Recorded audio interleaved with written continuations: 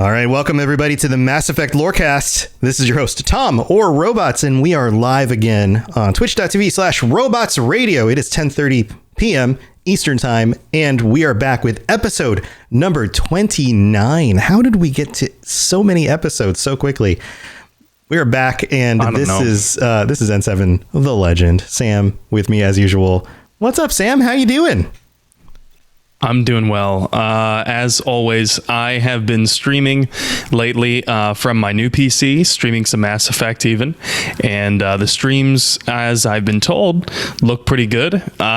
Exporting in 1080p, 60 FPS. So that's pretty cool. Nice. But yeah, episode 29, while I was making the notes, I was looking at it and I just thought, wow, we are 1 week away from 30.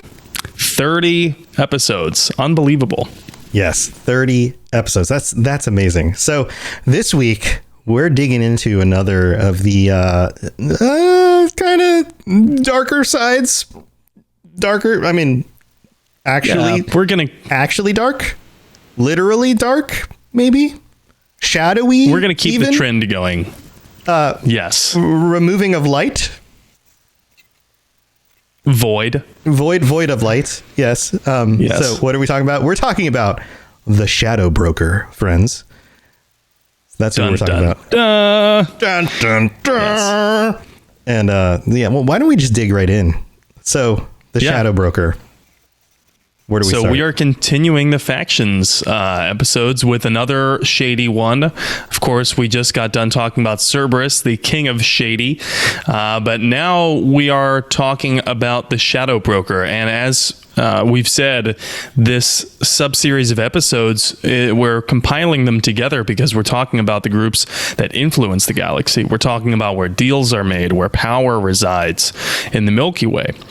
And if we're talking about seedy backroom power trading, then we have to talk about the Shadow Broker. Let's just first address that name, though. Shadow Broker. Mm-hmm. Shadow meaning secretive, sneaky, or as dictionary.com would put, shadowy, of uncertain identity and nature. And broker meaning a person who buys and sells goods or assets for others. So by definitions, the name is spot on, even if it does sound pretty cheesy, to be fair.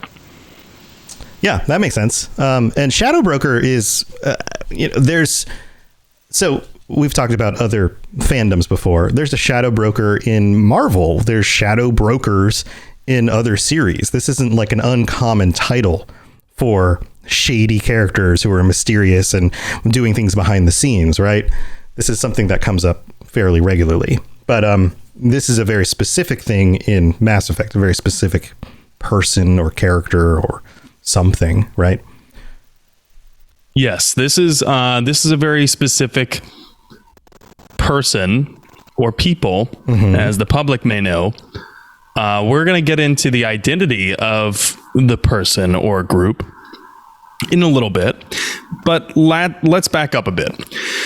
For those of you who are new to the series, new to Mass Effect, we will do our best not to spoil too much without telling you when it's going to come. But, of course, be advised that from the rest of this episode on, there are going to be spoilers of varying degree.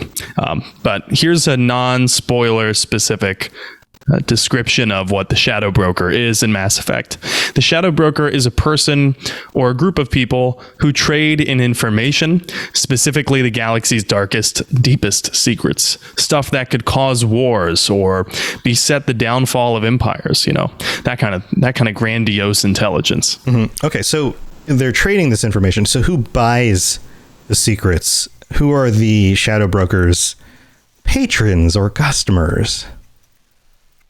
Right. If you could call them that, they are governments, corporations, organized crime, rich individuals, the whole gamut. Anyone with enough money, basically. So because that seems to be the broker's number one rule, right? Always sell to the highest bidder. We are led to believe the broker has no loyalty to anyone or any cause or any banner or any flag. So just accepts and sells to the highest bidder. Okay, so that's how they stay in business. They I guess this is a way to play factions against each other. Exactly. Yeah. The broker uses this game to never allow any of their clients to gain an edge, which means that every one of the clients keeps coming back for more and more and more as they try to gain that edge in the information battle space. So it's kind of like, in layman's terms, I guess, if Google or Facebook or Microsoft sold your data to other country or organization for profit, and they held no allegiance to any government. Okay, fuck it. It's just like it. So wait. Okay, so so this is basically we keep coming around to these concepts and then going, wait a minute, this is just like the real world. This is just we're just talking about reality now again. This just keeps happening, doesn't it? I mean, we know that Facebook, Google, Amazon, all of them just keep gathering data about us. They're, some of it is just obvious, but a lot of it's just like our secrets or our personal data, right? And we just volunteer it. They're just like, where do you live? And we're like, this is where I live. What's your phone number? Here you go. How many kids do you have? This. What kind of dog do you own? This one.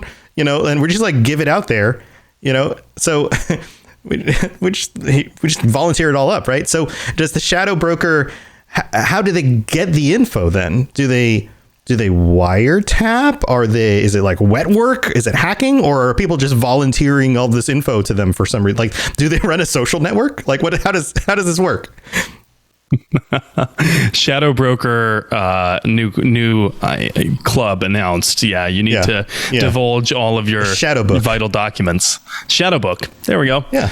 No. But yes to all the above. But really, we are led to believe the shadow broker has agents and operatives everywhere in every system, on every planet, in every board meeting and governmental body hearing.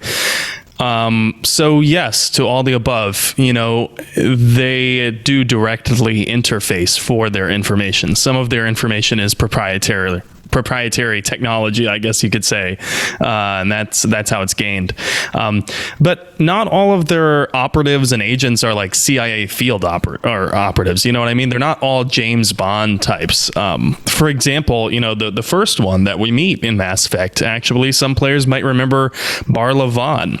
He's a Volus intermediary for the Shadow Broker on the Citadel in Mass Effect 1 and 3. Curiously, not there in Mass Effect 2. Don't know why. He's not intimidating. He's a Volus. Right. So, right. He's a mobile bowling ball, and he's more or less a banker type, adept at moving large sums of money and leaving no paper trail. That's kind of his shtick. So everyone needs a money guy, and I guess Barlavon is one of the Shadow Broker's money guys on the Citadel. I remember meeting him in the first one and just being like, yeah, shady dude. What's with him? But that's about it, right? Like at first you're just kind of like, shady dude. Kinda, yeah. You're like shady, I guess, but like no shadier than like, I can't imagine this guy doing anything shadier than burning down his business for the insurance money. Right. Yeah. You're like, well, shady financial guy, but then again, most financial guys are kind of shady on some level. Yeah, but he's not the Matthew McConaughey, like, not that kind of shady. He's, right. Yeah. He's much more of like he might supply the North Korean arms dealers with the funds they need. Or knows how to like screw over your insurance company if you really needed to know kind of guy, Yeah, but you contrast this with Telefasir, the rogue specter who blows up an entire building trying to throw Shepard off Liara's trail in the Lair of the Shadow Broker DLC. Not exactly subtle. More like a wrecking ball. Also, like I said, a specter. And the Shadow Broker has a diversity of employees and people on the Shadow Broker's payroll in his pockets. So you can't really pigeonhole any of his operatives that way. And that probably plays to the Shadow Broker's advantage when it comes to the sheer amount of access that the Shadow Broker has across the galaxy, and what the broker can't obtain through first-hand acquisition. It seems secondhand is good enough. So, like you said, we know the broker isn't above taking out competition, as Shadow Broker operatives have crossed paths with Cerberus. So wiretaps, hacks, wet work, purchasing the intel from other agencies, like you said, it's all on the table. Basically, if something is going on in the galaxy, the broker knows about it. That's how good this entity's intelligence gathering process is. There is no security clearance too high for the Shadow Broker. Two thoughts. Switching Bed says, as an accountant, I'm not sure how I feel about that line of thought. I'm not saying all financial people are shady, but there are definitely financial people I have known who are shady. And he comes across as one of those. So I apologize if you are a financial person. This is not an all of them kind of standpoint.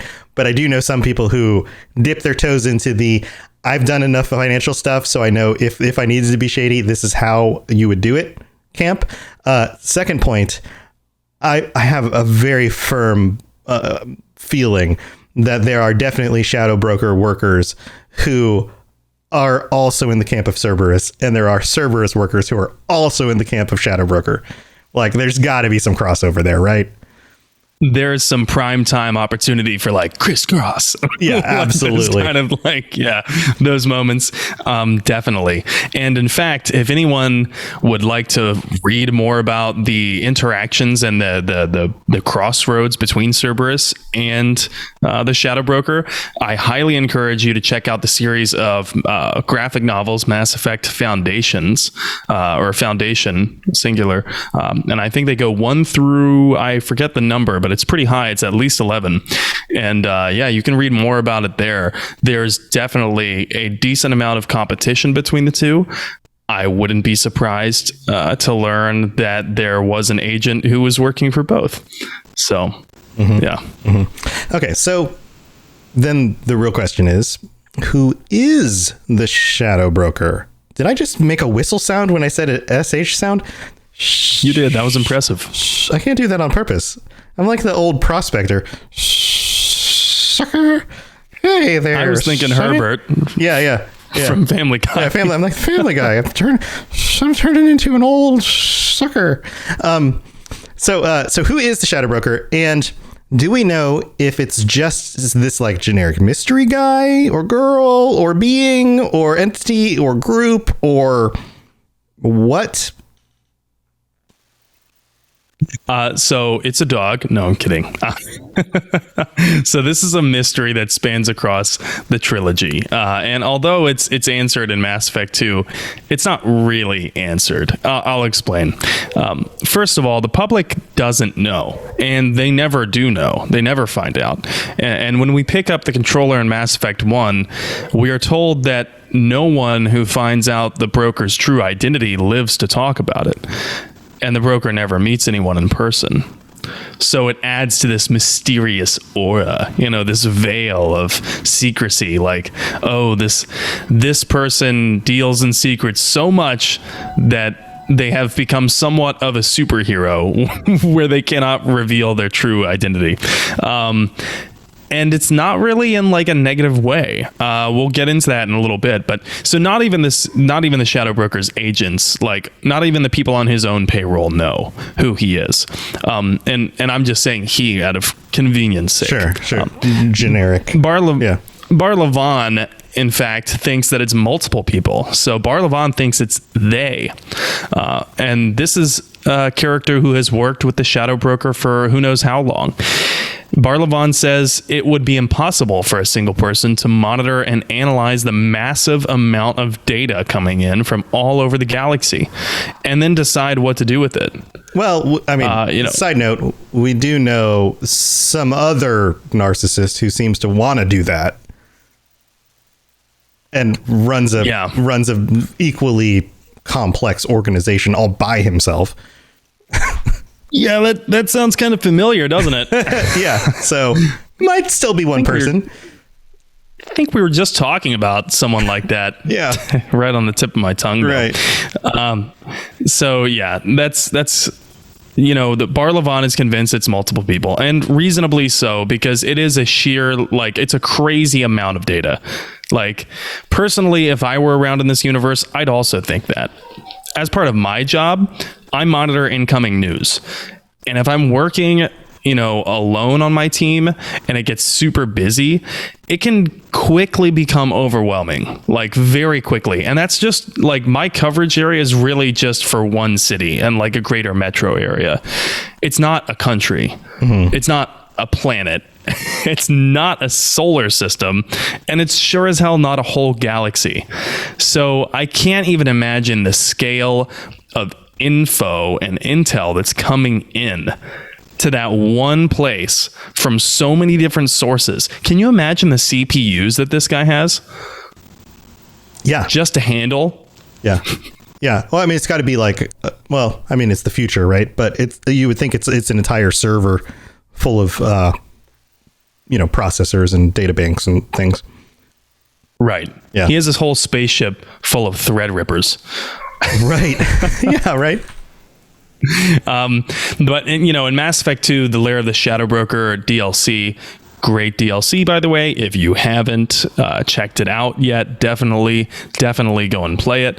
Critical to the lore, very fun to play too. But in that DLC, Liara tracks down the mysterious intelligence Kingpin. We'll get into why later. Shepard comes with the player and Liara show up to his base, a starship in the atmosphere of a planet called Hagalaz, and we find out the Shadow Broker's true identity. It turns out that the current Shadow Broker killed the last one to assume the position. And the current one is a member of a highly intelligent, very hostile, very aggressive alien species that has effectively been isolated by the Citadel Council, the Yogg. What we know about this particular Yogg, who becomes the Shadow Broker, comes from dossiers within the broker's own base. So the next part that we're going to go over might sound like a review to some of our most avid listeners, because it is a review of what we talked about before in an earlier episode about the Yogg. The Shadow Broker sent a team to the Yogg homeworld. This is before the Yogg killed the Shadow Broker to become the next one. So this is kind of how this Yogg became the Shadow Broker. The Shadow Broker, the original one, maybe the original one, maybe not, sent a team to the Yogg homeworld called Parnak to abduct one of them and study. And the team had to kill several Yogg before finding one who actually wanted to leave. So they noted the aggression, up front and center. That Yogg was likely deceiving the Shadow Broker's team. And within a very short time, that Yogg ended up learning 17 languages. Mm-hmm. And his, quote, political predictions have bettered some of the broker's best agents, according to that current Shadow Broker, that one at the time.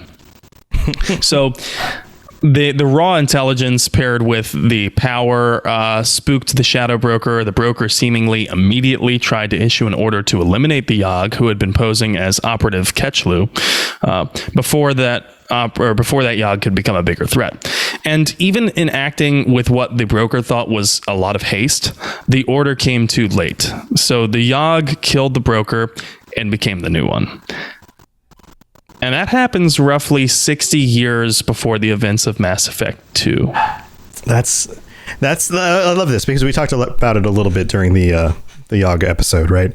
And I know that's got to be a huge bombshell for some of the players who don't know this. So we'll talk more about the Shadow Broker's replacement when we get back from the mid-break. But we have to go thank our patrons. So why don't we take a quick break, and we'll be right back.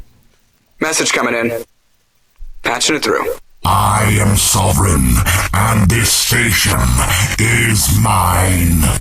I like the sound of that. All right. So thank you to all of our patrons, and all 44 of them right now. There are 44 patrons, and we have some new ones to thank as well. So As of October 8th, we've got 3 new patrons. We have Brianna K, Blaze Freezer, and Colin K. Welcome to the Patreon. I hope you guys are enjoying your benefits of joining the Patreon. And all 3 of them are tier 4 or higher, so they will be able to join us on the Patreon episode, which the next one is coming up in 2 weeks. It is on Halloween. It is on the 31st. I hope that's not a problem for anybody. We are still going to do an episode. It will be fairly late. If you're Eastern, it'll be a little bit early, obviously, if you're Pacific or one of the other time zones. But I hope that you can still make it again on the 31st. And we got to stick with our regular times. Otherwise, it's like corralling cats. And there's a lot of different people to kind of reschedule and things. So we're going to stick with that time. I hope that works out for you guys. So that's coming up. And thank you to all of our patrons. And we're going to go through our list of our Shepherd tier patrons. We now have 5 Shepherd tier patrons who are going to get called out every week. This is amazing. So thank you to all 5 of you guys. Blaze Freezer, Colin K, Pipe Man, Sovereign, and Stagger and Stumble. Thank you to all of you guys. You guys are awesome. And we have a new review on Apple Podcasts, and this one is from Rapid Jangles, 3 Z's at the end of that, from the United States, who wrote, "Amazing Lorecast, 5 stars. I have played the Mass Effect games countless times and am still learning with each episode. Great job, guys. Keep up the good work. I am Jangles, and this is my favorite podcast on the Citadel." So thank you, Jangles. Awesome. These are so helpful. I can't tell you enough how nice it is to get these reviews, because not only do they make us feel good, and that's really, really nice of you guys to take the time to do this and to let us know exactly what you like about the show, but it really does help people know that this is an active show, that we're constantly creating new episodes, and what you specifically like about the show, because people definitely, even if they don't listen on Apple Podcasts, they use these reviews to know if they should be listening to these shows. So it really does help. Also, just telling your friends and doing things like that helps a ton. Word of mouth is absolutely help. Also, there's a loud dog behind me, so I hope that doesn't bother you guys. So we've got those going on. And as a reminder, we have a competition right now. Our own shadow broker, I should just call them a shadow broker, is financially supporting this idea that we will have 2 extra guests this month, because we didn't have one last month. And in order to win this opportunity to join us at the end of the month, all you have to do is go on the Robots Radio Discord. There's a link in the show notes. You can just search Robots Radio Discord. It comes right up on Google search. It'll take you to the Robots Radio website, where there's a link, and go to the Mass Effect Lorecast page, or on the channel on the Discord, and post your own crafted recipe for either a drink or a food of any type that is inspired by Mass Effect. And I posted one, Sam posted one as just fun examples. These are fun to make. If you know anything about making a mixed drink, or even just like a fun, nacho dish, or something really fancy if you wanted to, like, really cool dinner or something like that. Anything you want that you would design as a recipe for something and make it, soup. Yeah, there you go. Soup. We've got some inspiration coming from our Twitch chat. Anything that you would make, just give it a Mass Effect twist, give it a really cool name, design it around a character that you really like, or a location. Maybe it's something that would be served in the Citadel, or someplace, just anything that you can come up with. Be as creative as you want. 2 of the best will be picked by our shadow broker, and those 2 will be awarded a chance, or not even a chance. They will be awarded the ability to join us at the end of the month in 2 weeks. And you've got 1 week left to get your entries in. So get in there, do it. And you can even enter if you already are a patron and will be joining us, because if you're already joining us and you win, you can just gift yours to whoever you want. You can send it to a friend. You can send it to somebody else on the Discord. Somebody else who's been wanting to join us but can't, because they can't sign up on the Patreon right now, because maybe they can't afford it right now, but they'd love to join us. Send it to whoever you want, and just post some extra stuff in there. And you can send more than 1 recipe. You don't only have to submit 1. You could send as many as you want. Just be as creative as you want. Put a whole bunch in there and see if you can win. The ones in there right now are awesome too. So go take a look at what other people have put in there. Maybe it will inspire you with a dish or an awesome drink. Also, in 2 weeks, if you want to have some of those drinks prepared to try out while we're doing the show, or some of the recipes. Actually, if you actually cook one of these recipes and you're eating it on stream, that would be amazing. But don't do mine because it gets served in a dirty glass. Don't do that one. That one sounds gross. So that's what we got going on. Anyway, we got the rest of the show to get to. Why don't we go back to the show? Here we go. Spit it out, or are you trying to build suspense? You're so dense, sir. Obviously, I do not know as much about human relationships as I thought. Okay, so we have a Yogg who like outsmarted everybody. It sounds like he was like playing way above his pay grade, or at least above what anybody would have assumed he was able to do, right? And he was playing 3D chess. He was playing 3D chess, right? And did so, and has now been in this position for 60 years before the events of Mass Effect 2. So he's been the shadow broker for like 60 years, meaning that he was responsible for everything done under the name of the shadow broker since before Shepard was even born, by like double his lifetime even, right? Yeah, it's kind of incredible. It's like, and it's also before humanity discovered the mass relay, to leave their system. So right, before they were even they were even part of any of this. They weren't even like, in the galactic stage, and this Yogg was still the shadow broker. So this means that the previous broker could not have possibly been a human being. Right. So, okay. So who was it before the Yogg? Do we have any sense of who that was? We don't. Quite frankly, we don't. Unfortunately, to my knowledge, there is almost nothing written in the lore about it. Now that I have said that out loud, the lore gods will conspire and send a savior our way who will let us know through a Discord message or a review and say, but there is this tidbit in the lore that you have missed, and it hints that it's this person. Unfortunately, I did not find anything like that in my research. And so if anyone does have any idea, any positive idea about who the Shadow Broker was 60 years before the events of Mass Effect 2, please do let us know. But in fact, from what I found, there is no solid evidence for how long the Shadow Broker has been around at all, or a Shadow Broker has been around. The presence of one shadow broker could be something relatively recent, say within the past 200 years or so, because that's recent to an Asari. Right. That's right. What is that, 10, 15 years for a human being? Or it could be much, much older. Who knows? If I had to guess, I would say that Shadow Broker is probably just a title that has been passed on and on for generations, with each successor killing or doing away with the previous broker. But again, that's my speculation. Or even, I can imagine that title even being useful in different eras to different people for different reasons. Or maybe different, maybe it was an organization, maybe it was an individual, different, whoever was in power of that title using it in different ways, even because it's so vague, right? So, and maybe that's the point. Maybe a lot of this stuff has been left vague on purpose, right? So Shepard and Liara take down the base, and then Liara becomes the new broker. Yeah.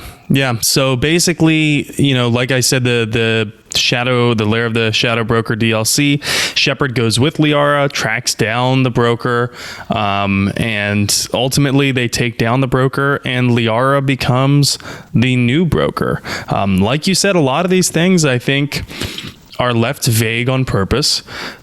Not just from a practical point of view that, it leaves the writing team some room down the road, but also because if you're an average person in this world, or in this galaxy rather, your knowledge is limited. Even if you're Shepard, who has the highest level security clearance probably in the Alliance, the entire Alliance, even if you're Liara, who has a shockingly high security clearance for just being a matriarch's daughter, your knowledge is still limited.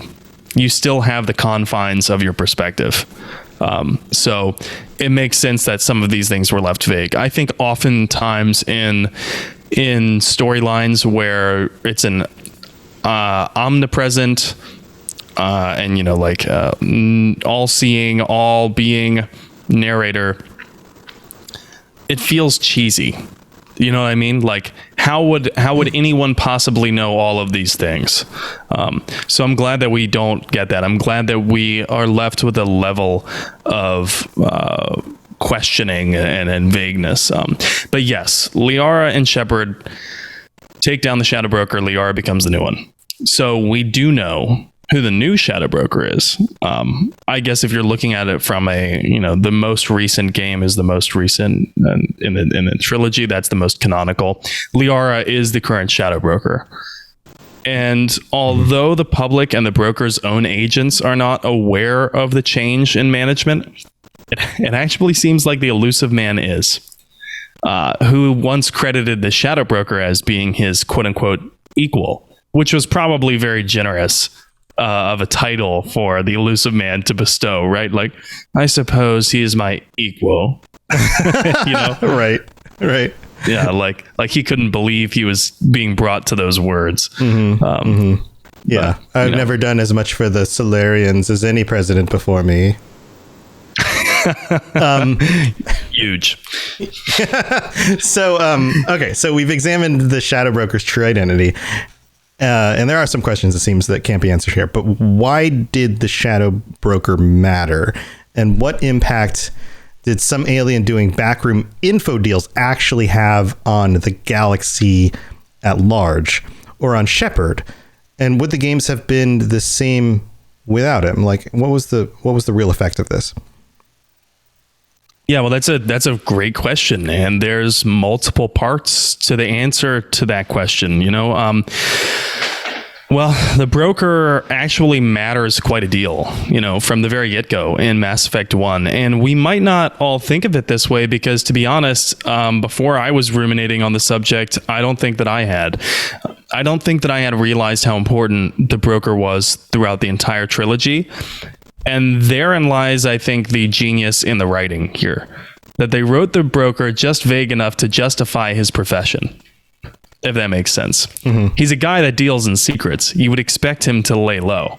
So his importance to the trilogy, as puppet mastering as it may be, should be a little bit hard to detect. But the broker matters quite a deal from Mass Effect 1 onward, arguably much more than Cerberus. The Shadow Broker was actually part of the reason why Tali came to the Citadel in the first place. If we can recall back in Mass Effect 1, Tali has these data files that prove Saren has gone rogue as a Spectre. And it's an audio recording of Saren and Matriarch Benezia basically talking about their grand plan. It's the smoking gun. And it's very valuable. It's way too valuable to waste. Tali, in fact, manages to extract it from a Geth before the Geth self-destructs and basically wipes its own hard drive. So that was a feat of engineering by itself, so props to Tali there. But Tali knew what she had. She knew it couldn't go to waste, and so she wanted to trade this information for a safe place to hide. Mm-hmm. Because she also knew that she was messing with some pretty big players. So Dr. Chloe Michelle actually introduced Tali to the club owner Fist. Fist may sound familiar. I know, hilarious. Fist. I'm Fist. I own a club. Right. I have bouncers. You better not get on my bad side because I'm Fist. He of course Fist worked for the broker, but unknown to Dr. Michelle, who introduced Tali, Fist had actually changed his allegiance to Saren. The broker was so furious, at the backstabbing nature of a guy named Fist, go fucking figure, that the broker hired Rex, or not Rex, to assassinate him. So that is why Rex is actually in some deep trouble with CSEC at the time that we meet Rex in Mass Effect 1. If you'd like to know the exact circumstances leading up to Rex's potential arrest on the Citadel. There is also a backstory, a Dark Horse comic, I believe, Mass Effect, one of the Mass Effect foundations. I might be wrong about the publisher on that one, but it is external media. I encourage you to go check it out. Now, most people who played Mass Effect 1 probably remember something about that, but the broker shows up later too, regarding Admiral Kahoku, who we just talked about. Right. This is as a refresher, if someone hasn't listened to last week's episode yet, Admiral Kahoku was the Alliance admiral who went missing in Mass Effect 1 after investigating Cerberus for disappearances of Admiral Kahoku's team members. Who also, the team members were investigating a Alliance contractor researcher who had been previously involved with Dr. Chloe Michelle. Now, this is never enunciated or like really on the nose in the games, but Dr. Chloe Michelle has some really shady connections here. So she's got connections to Fist, an agent of the Shadow Broker, or at least who she thinks is an agent of the Shadow Broker. And she's also got connections to this Alliance contractor who was a researcher working for Cerberus all along, Armiston Baines. I don't know. That rubs me the wrong way. That's a little off topic, but if I were the Alliance, I'd be taking Dr. Michelle in for interrogation. Anyway, back to the point. After the storyline concludes with Shepard and company raiding a Cerberus cell, looking for Admiral Kahoku, on an uncharted world, the broker has one of his agents contact Shepard via the Normandy's communication systems. And it turns out that Kahoku has also made a deal with the Shadow Broker. Who hasn't, right? And he bought info from the broker to find out Cerberus's true location. And in exchange, Admiral Kahoku agreed to pass on any files that he recovered from Cerberus. Considering that Cerberus and the Shadow Broker were in direct competition, this was probably like a wet dream for the Yogg who was behind the desk. He's like, oh yes, he's like definitely power bent because he just 30 some years or 60 years prior just became the Shadow Broker himself, and now he has a chance to unseat the competition. So yeah, this was probably a deal too good to pass up for the Shadow Broker. And then it's up to Shepard, whether or not to turn over the files to this Shadow Broker's agent who is contacting Shepard over the Normandy comm system. Spoiler alert, nothing really changes either way. There's some minor dialogue change, but nothing effectively in the game changes, no matter what you do. Regardless, it's either like a menacing or a promising sentence of goodbye from the Shadow Broker agent that they tell you, we will basically meet again. The Shadow Broker will remember this next time we meet. So yeah, we get this immediate idea, from the Shadow Broker, or that the Shadow Broker is really a crossroads for many different characters' intricate storylines. He's somewhat of a necessary writing device, as I'm sure you can put together, being just vague and mysterious enough to play a key role in multiple things at once. Yeah. And I'm sure with you're being a fan of sci-fi, I'm sure that you immediately have characters come to mind.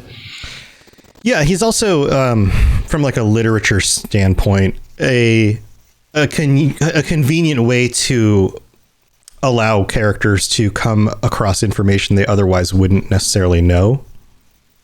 Yes, that's exactly what I was trying to say. Yes. Yeah. Yeah, you can set and that up. So it's a convenient way, and it's a way that makes sense within the rules of the universe they created. So we also get this feeling about the Shadow Broker being a crossroads from the first game, that the Shadow Broker is somewhat neutral. He's not really a good guy, not really a bad guy in the first game. Well, our perception of the Shadow Broker quickly changes in Mass Effect 2, and the reason for that is pretty specific. Even if you did not play the DLC that we talked about earlier, there is external media that you can read that will shed a lot of light on the topic. There is a ton of stuff that you can consume, and you won't need to play the DLC if you don't have access to it. But that doesn't change the impact that the Shadow Broker had on the entire trilogy. He almost doomed the galaxy. Because he planned to sell Shepard's body to the collectors. Yeah, so, okay. Wait. I mean, if that did happen, then, like, that's it, right? Like, no Mass Effect 2, no Mass Effect 3, the Reapers win, game over, story done, like... Yeah. That's it. That's it. Thanks for playing. All done. No mas. Yeah, more or less. And we have Liara to thank for that. Big surprise. Liara just keeps coming back as a repetitive main character. We have Liara to thank for Shepard coming back. What if you would have played Mass Effect 2 as Liara? So that could have really been something. And in fact, I have some speculation about the next game that what I'm about to describe here, this storyline is so rich with detail. We don't really have the time to get into it tonight. But this storyline is so rich with detail that if people wanted to look it up and look up the entire storyline of it, I think that the developers could easily make Mass Effect 4 the tale of how Liara ended up with Shepard's body. Mm-hmm. So, and that's taking place between Mass Effect, the end of Mass Effect 1 and the beginning kind of Mass Effect 2. It's like within Mass Effect 2, but players understand what I'm talking about. So anyway, yes, the Reapers came that close to winning. Because Liara intervened, that didn't happen. It's really something. This gap that the player feels going from Mass Effect 1 to Mass Effect 2. It kind of feels like the gang broke up, right? Yeah. And they're scattered and everyone's got their own life now and no one really cares about Shepard anymore and it's only been 2 years. But that's not really the case. Not all of them did. Let's back up a second. In Mass Effect Redemption, the graphic novel released by Dark Horse Comics, we learned that the Shadow Broker is hired by the Collectors after they destroy the original Normandy.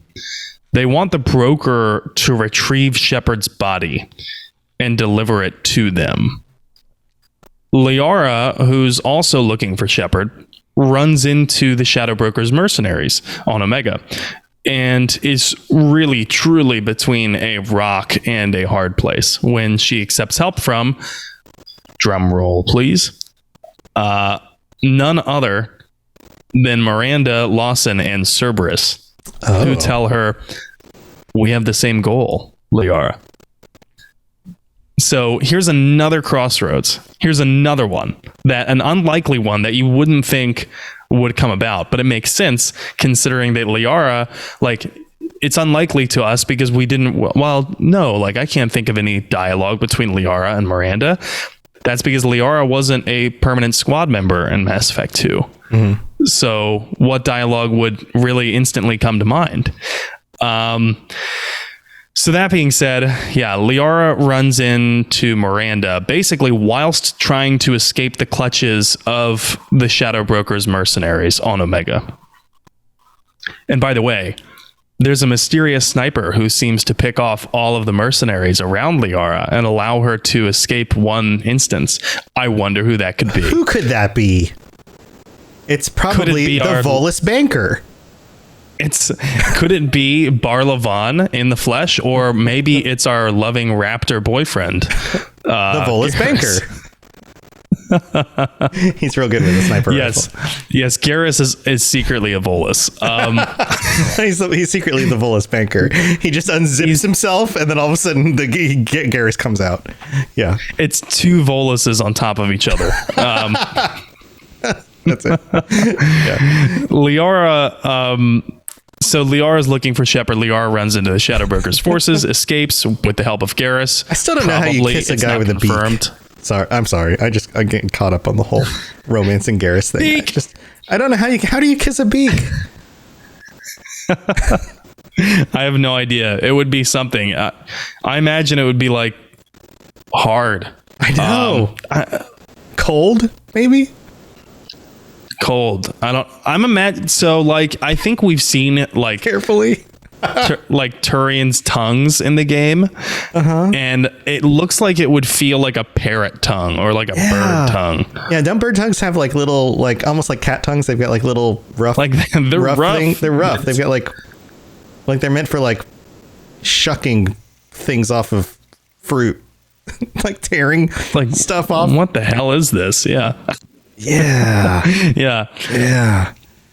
I don't know, but we do know that Turians get massages. Interested about that? Go back and listen to the Turian episode.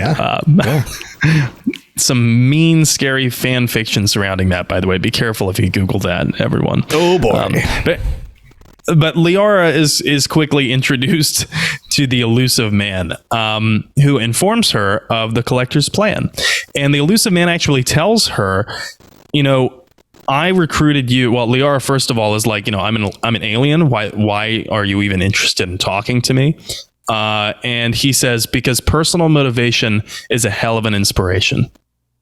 So he's well aware that she was in Shepard's crew. Mm-hmm. And this is part of the reason why the elusive man recruits Liara to help acquire Shepard's remains.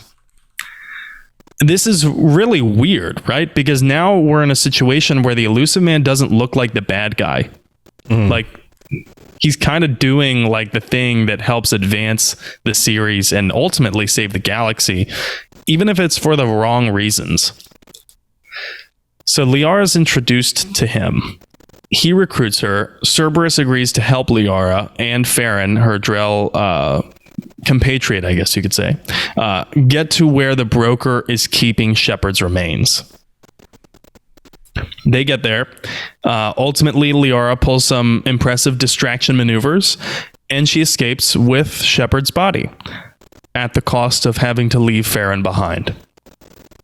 And this is why Farron is being tortured by the time Liara and Shepard go back to the Shadow Broker's base and find Farron being tortured and whatnot. This is why it's so emotional for Liara too, because like Liara went there to encounter the Shadow Broker and take Shepard's body and had to leave Farron behind. Right. And then she comes back with Shepard. Right. I'm sure she feels Farron's there being there's tortured. some guilt there. Yeah, obviously. Yeah. Yeah. So this is quite emotional for Liara, and like to top it all off, if you had a romantic relationship with Liara in Mass Effect 1 and then in Mass Effect 2 you've already romanced someone by the time that you do the Lair of the Shadow Broker DLC, if you're Liara, you're thinking like, okay, that hurts. You son of a bitch. A thanks would have been nice. Right. Like, yeah. Right. Yeah. Like you would have been butter on the Collector's toast if it wasn't for me, you son of a bitch. So, right. Yeah, the jealousy lines, like Switch in Bed here in chat says, yeah, the jealousy lines from Liara are epic in that DLC. But yeah, ultimately she escapes with the body in tow. And interestingly enough, when the Shadow Broker is asked why, just why would you sell Shepard's body to the Collectors, who may be working for the Reapers, which, by the way, the Shadow Broker knew? Mm-hmm. The broker answers that it's simply business. But he doesn't believe that the Collectors would gain anything from a corpse. I don't know if I believe that. Mm-hmm. That might be his story. I don't know if I believe that. Because for you Andromeda fans, the Shadow Broker was intimately involved in the development of Ryder's AI, Sam. So that kind of leads me to believe, how much did the Shadow Broker know about the arcs that were leaving for Andromeda? And if he knew enough about that, then he knew that the Reapers were a credible threat. And if he knew that the Reapers were a credible threat, and he knew about Saren being a rogue agent, a rogue Spectre, working basically for the Reapers, and the only person standing between Saren and dominating the Citadel was Shepard. And this is a shadow broker is a being that is intelligent enough to do all of these things, gather all this intel from so many different sources. I don't buy it. I just don't buy it that the shadow broker didn't think that they had anything to gain. And even if he did, wouldn't he be suspicious? Wouldn't he be suspicious and be like, I don't see why you could gain anything from that body? Instead of just being like, oh, okay, well, I'm getting a paycheck. Right. What's the value in this to you? Why would you spend so much for it? Right. Yeah. Right. Like if you're like, he's not a grunt level mercenary just looking for a paycheck. Right. Like that's not. Right. If you're willing to pay for this, there must be value. Somebody else probably has value too. There's more to it. I must understand what the value is because I'm the freaking shadow broker. I have to know what the value is of the products I'm selling because that's what I do. I play factions against each other. This is how I make my money, right? Like if you're not doing that, you're not the shadow broker, right? Like that's what you do.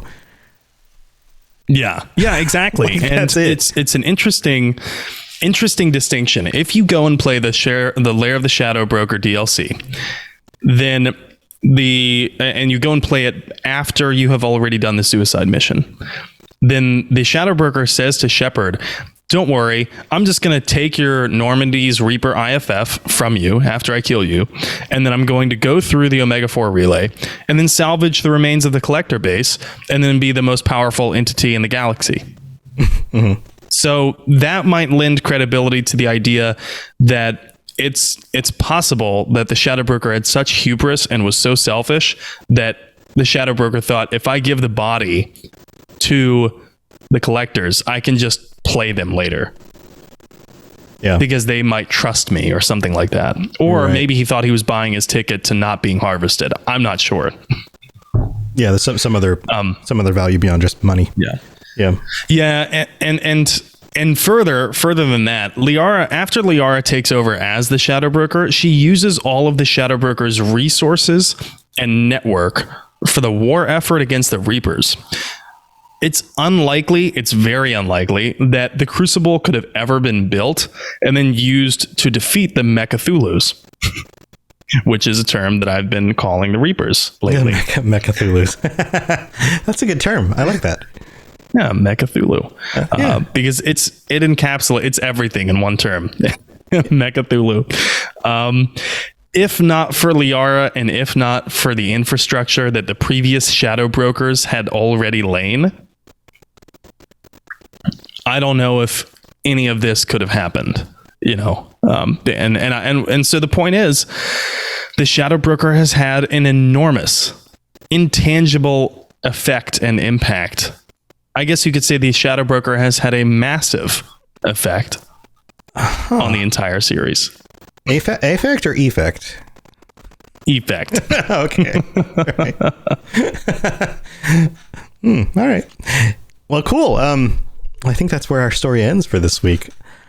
Yeah, that's some interesting stuff. I think it would be really cool to see what Liara does with this power moving forward.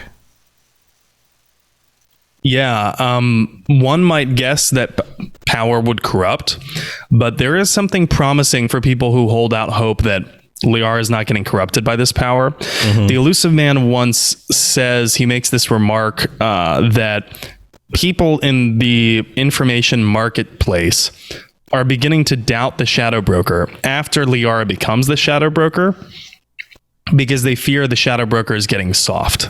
The Shadow Broker has gone soft. And so this also implies that the Elusive Man knows what's up. I see. Yeah. Yeah.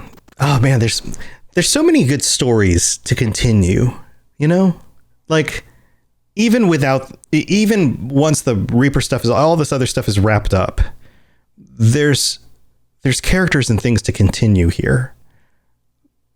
There's also power struggles to follow through with the series in the Milky Way. Like there is a okay, there are worlds that have been decimated. There is cleanup to happen. There is a there is a power vacuum. There are power vacuums. There is a lot that's going to happen. And even if you don't have a big bad to have to fight immediately, there are a lot of like power plays at work with what is going to happen with the galaxy. And even if that's just the next story that you're going to tell, there's a lot to tackle. Yeah, with such a devastation of infrastructure across the galaxy. Absolutely.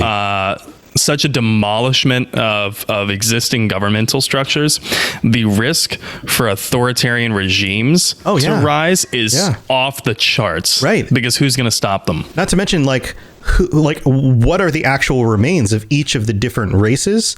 Like, who has what power capacity left? Who's in control of what? What is the balance of the Citadel Council members? Like who's now in control of that? Like all of that stuff. What about Earth? What about the remnants of power on Earth? Who's in control of that? Let alone, the entire galaxy. Like all of these things could shift in very interesting ways, and you can tell that story, and that story could be really, really interesting or dark. And then how do you balance that out? Like what is that fight like? What is the fight for democracy across the galaxy, or like the power balance for good and people not falling into these terrible regimes that are trying to soak up power in the power vacuum. That could totally become a thing. If Shepard begins fighting for democracy in the next Mass Effect and then also has to fight like an evil Liara, we have gone fully into the realm of Superman. We are now in Superman as a sci-fi video game. Yeah. I mean, you could end up with some really interesting dilemmas, like who switches sides now that you don't have a common enemy, like how does that work? Who seemed like they were doing things that like the ends justified the means when it came to Reapers, but now have flipped because things are a little bit different. Like you're going to have a lot of these things change because the scale or the focus or the goals have changed. It was vague and big, and now it's personal and close. All of those things change the way stories are presented and the decisions of those characters. There's so much they could do with this, even if it's not immediately a big bad that's presented right at the beginning of the next story. So it's exciting to think about where they could go with this, because they have such a really cool foundation with so much story already being told in the setting. So I don't know, just fun stuff to speculate about. So where are we going next week? So we're going to continue our episodes on the factions of the Milky Way, and we're going to have a show that is dedicated to the Blue Suns. The Blue Suns. Praise the sun. And then after that, we have the patron episode on Halloween. How fun is that? So I'm going to be looking at the patron chat in the Discord, and I'd love to see some festive ideas thrown around for the topics. Of course, it's not my call. It's totally up to the patrons what they want to talk about, but I will be watching, and I'm excited at whatever we're going to talk about on Halloween. Yeah, there were some funny ones being thrown around a little bit earlier, including what candy each companion would eat. was a funny idea. I feel like Garrus would eat popcorn balls, but he would just put them in his mouth and then like gnash, and they would just kind of like crunch and crumble out. Yeah. Or Genesis in chat says, I feel like with a food challenge, it could be food related, but I'm not sure. Or what would Mass Effect Halloween look like? What would Rex dress up as? And can we convince Samara to wear an Elvira wig? Rex would be a very obvious ghost. Just a sheet? Put a bed sheet. A sheet with eyes cut out. I'm a ghost. Good one, Rex. That's a good costume. It took me an hour. Right. Yeah, exactly. I bet it did. He couldn't lift his arms over his head. I couldn't find a sheet big enough. I had to sew this one with the other one. Wait, that's The back, that's my sheet in the back. Yes, it is. Yeah, that's what you'd get.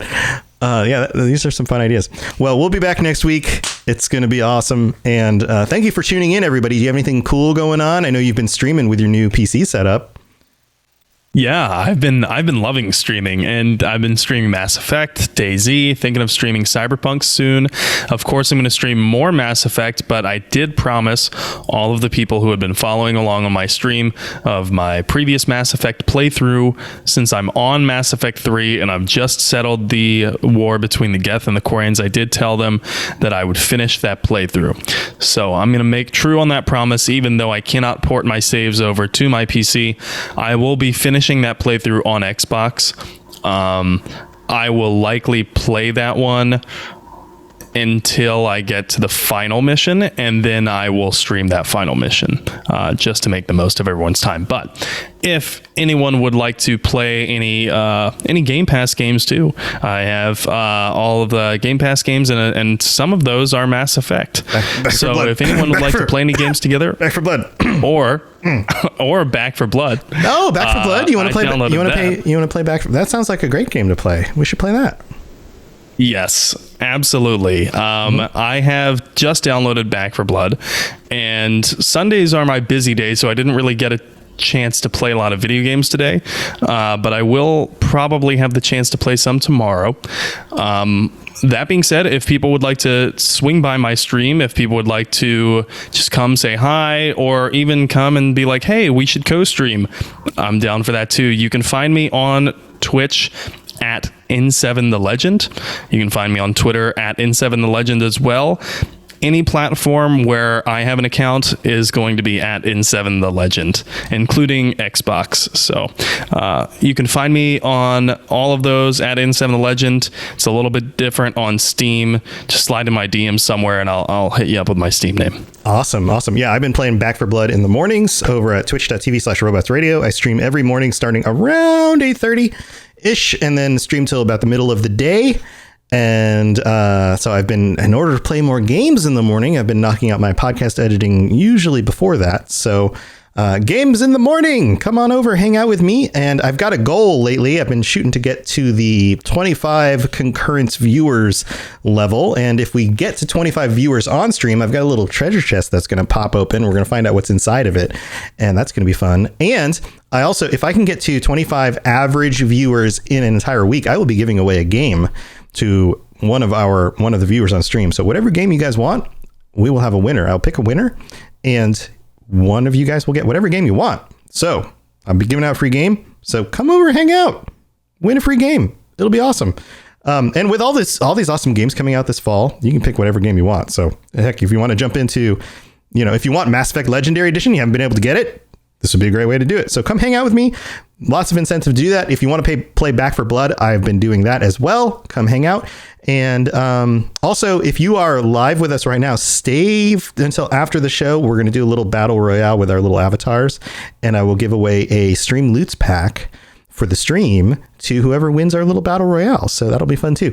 But that's what we've got going on. And we've got lots of other shows. Oh, and Sam just joined us on the Cyberpunk Lorecast that we recorded right before this show to talk about jumping into Cyberpunk with his new PC and his impressions of the game. So that will be out the same day that this is up. So if you want to go check out Sam's thoughts on Cyberpunk 10 months after it released with a bunch of patch updates and stuff, then check out the Cyberpunk Lorecast. It's available everywhere. If you're listening to this right now on a podcatcher, you can just look that up right now and go listen to that episode as well. So that's available as well. All right, we'll be back next week. Thanks you everybody for tuning in. Thank you to our patrons, and we'll see you guys next time. Stay safe out there in the galaxy. It's a dangerous place, and you never know if Mecha Cthulhu is going to come get you. All right, we'll see you guys later. Thanks for tuning in to the Mass Effect Lorecast. We'd love to hear your opinion and thoughts on the lore of Mass Effect. Reach out to us on Twitter at Mass Effect Cast, or check out the Robots Radio Discord. Also, you can send us an email at masseffectlorecast@gmail.com.